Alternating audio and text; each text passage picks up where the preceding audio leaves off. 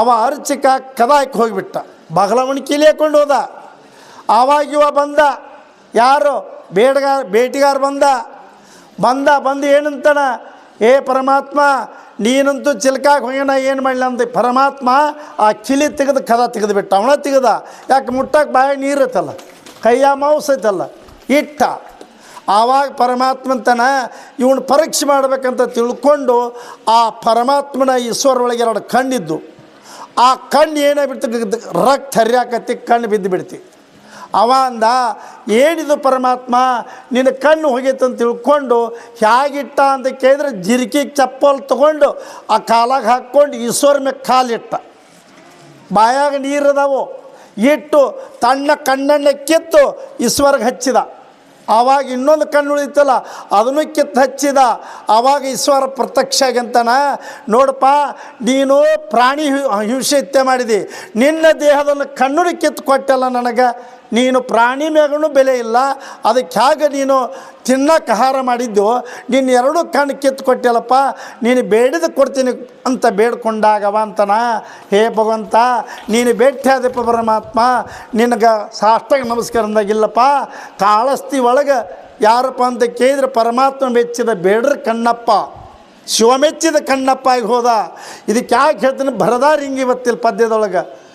ಏನಪ್ಪ ಅಂತ ಕೇಳಿದ್ರೆ, ಮನುಷ್ಯ ಬಲಿಬೇಕಾದ್ರೆ ಪರಮಾತ್ಮ ಹೇಗದನಂದ್ರು ಕೂಡ ಹೇಳ್ತಾರೆ.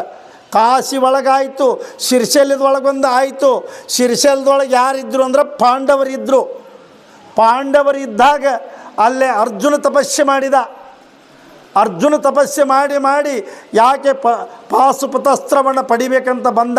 ಎಲ್ಲೇ ಶಿರ್ಷಲ್ ಮಲ್ಲಿಕಾರ್ಜುನ ದೇವಸ್ಥಾನಕ್ಕೆ ಅಲ್ಲಿ ಬಂದು ತಪಸ್ಸೆ ಮಾಡ್ತಾನೆ. ಆವಾಗ ಪರಮಾತ್ಮ ಹೆಂಗೆ ಬಂದ, ಕಿರಾತಕ ಬೇಡರ ವೇಷ ಹಾಕಿ ಬಂದ. ಒಬ್ಬ ದೈತ್ಯನನ್ನು ಕರೆಸಿ ಹಂದಿ ರೂಪ ಬಿಟ್ಟ. ಆವಾಗ ಅರ್ಜುನ ಬಾಣ ಬಿಟ್ಟ, ಪರಮಾತ್ಮ ಬೇಡರ ವೇಷಾಗಿ ಅವನು ಬಾಣ ಬಿಟ್ಟ. ಆ 2 ಬಾಣದಿಂದ ಹಂದಿ ಸತ್ತಿ.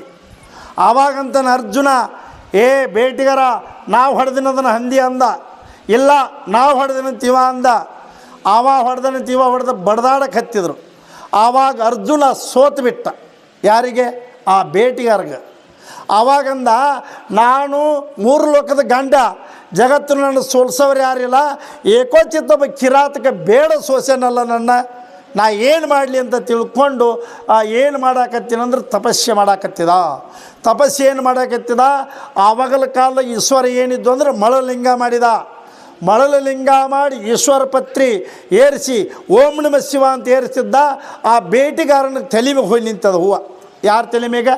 ಆ ಬೇಟಿಗಾರ ಆಗಿ ಬಂದಿದ್ನಲ್ಲ, ಕಿರಾತಕ ವೇಷ ಹಾಕಿ ಬಂದಿದ್ನಲ್ಲ, ಅವನ ತಲೆ ಮ್ಯಾಗ ಹೂವು ಬರಕತ್ತಿದ್ದು. ಇದು ವಿಚಿತ್ರ ಅಂದವ. ಅಲ್ಲ, ನಾಡು ಈಶ್ವರಿಗೆ ಇರಿಸಿದ ಹೂವು ಪತ್ರಿ ಕಿರಾತನ ತಲೆ ಮೇಲೆ ಹೋಗುತ್ತಲ್ಲ, ಇವ ಯಾರು ಇರಬೇಕು ಅಂತ ತಿಳ್ಕೊಂಡು ವಿಚಾರ ಮಾಡಿದ. ಹೇ ಪರಮಾತ್ಮ ನೀನು ಭಗವಂತನ ಇದ್ದಿ ಅಂತ ತಿಳ್ಕೊಂಡು ಸಾಷ್ಟಾಂಗ ನಮಸ್ಕಾರ ಆಗ್ತಾನ. ಅರ್ಜುನ ಪಾಶುಪತಾಸ್ತ್ರ ಕೊಡ್ತೇನೆ ನಿನಗೆ, ನೀ ಜಗತ್ತು ಕೀರ್ತಿವಂತಾಗಂತ ಕೊಟ್ಟವ್ರು ಯಾರು? ಪರಮಾತ್ಮ. ಆವಾಗ ಮೊದಲು ಮಲ್ಲಯ್ಯ ಅಂತಿತ್ತು ಅದು ದೇವಸ್ಥಾನಕ್ಕೆ. ಯಾವಾಗ ಅರ್ಜುನನ ಆಶೀರ್ವಾದ ಮಾಡಿದ, ನಿನ್ನ ಹೆಸರು ನನಗಿರ್ಲಪ್ಪ ಅಂತ ತಿಳ್ಕೊಂಡು ಶಿರ್ಷೇಲ್ ಮಲ್ಲಿಕಾರ್ಜುನ ಅಂತ ಹೆಸರು ಬಂತದು. ಮೊದಲು ಮಲ್ಲಯ್ಯ ಅದು. ಯಾವಾಗ ಅರ್ಜುನಿಗೆ ಆಶೀರ್ವಾದ ಮಾಡಿನಂತ ಇವತ್ತಿಲ್ಲಿ ಪದ್ಯದೊಳಗೆ ಬರ್ತದೆ. ನಾವೇನು ಮಾಡಬೇಕು ಅಂದರೆ, ಒಂದು ಗುರುವಿನ ಆಶೀರ್ವಾದ ತಗೊಂಡು, ಗುರುಗಳ ಕಡೆಯಿಂದ ಮಂತ್ರವನ್ನು ತಗೊಂಡು, ಈಗೇನು ಜಪ ತಪ ಮಾಡಿರಲ್ಲ, ಅದು ಯಾರ ಸಂಬಂಧ ಅಂತ ಕೇಳಿದ್ರೆ ಅದು ನಮ್ಮ ಸಂಬಂಧ. ನಮಗೆ ಪರಮಾತ್ಮ ಒಲಿತಾನ, ಗುರು ಒಲಿತಾನ. ಯಾರು ಜಪ ಮಾಡ್ತಾರೆ ಅವ್ರ ಪಾಪ ನಾಶ ಆಗ್ತದೆ, ಬಡತನ ಹೋಗ್ತದೆ, ಐಶ್ವರ್ಯ ಪ್ರಾಪ್ತಿ ಆಗ್ತದೆ, ಸುಂದರ ಮಕ್ಕಳಾಗ್ತಾರೆ, ಒಳ್ಳೆಯ ಸದ್ಗುಣ ಬರ್ತದೆ. ಅಂಥದನ್ನು ಕೆಲಸ ಹಚ್ಚಿಕೊಟ್ಟವ್ರೆ ಯಾರು? ಶ್ರೋತ್ರಿ ಬ್ರಹ್ಮಣ ಸದ್ಗುರು ಶ್ರದ್ಧಾನಂದಪ್ಪವರು, ಪೂರ್ಣಾನಂದದ್ದವರು ಮಾಡಿಕೊಟ್ಟಾಗ್ಯಾರ. ಇವತ್ತಿನ ದಿವಸ ಈ ಸೋಮಣ ಕೊಪ್ಪದೊಳಗೆ ಭಾಳ ವಿಜೃಂಭಣೆಯಿಂದ, ಭಾಳ ಸಂತೋಷದಿಂದ ಮೆರವಣಿಗೆ ನೋಡಿಬಿಟ್ರೆ ಪರಮಾತ್ಮ ಎಷ್ಟು 33 ಕೋಟಿ ದೇವತೆಗಳು ಬಂದು ನೋಡ್ಯಾರ ಅನ್ನಂಗಾಯ್ತು.